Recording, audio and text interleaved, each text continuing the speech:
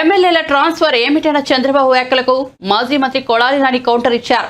గురువారం గుడివాడలో ఆయన మీడియాతో మాట్లాడారు. 30 ఏళ్ల కిందటే చంద్రగిరి నుంచి కుప్పంకు ట్రాన్స్ఫర్ పై చంద్రబాబు వెళ్లలేదా అని ప్రశ్నించారు. పవన్ భీమవరం, గాజువాకకు లోకేష్, మంగళగిరికి వలస వచ్చిన వారే అని చెప్పారు.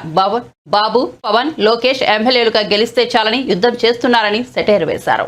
2009 సెప్టెంబర్ 2వ తారీఖున రాజశేఖర రెడ్డి గారు చనిపోయిన రోజు నుంచి జగన్మోహన్ రెడ్డి గారు యుద్ధం ప్రకటించాడు.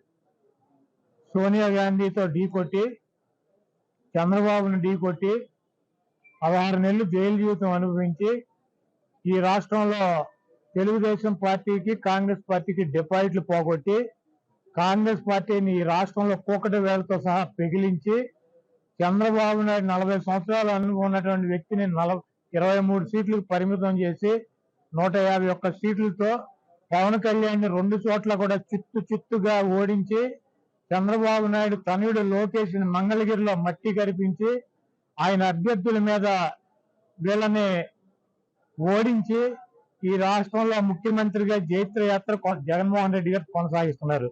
పవన్ కళ్యాణ్, చంద్రబాబు నాయుడు, లోకేష్ ఇప్పుడైనా యుద్ధ పేరు మోగించి, గంటలు మోగించి, పిల్లి మేడలో గంటలు కట్టుకొని చచ్చి ఉంటారు నిన్న మొన్న.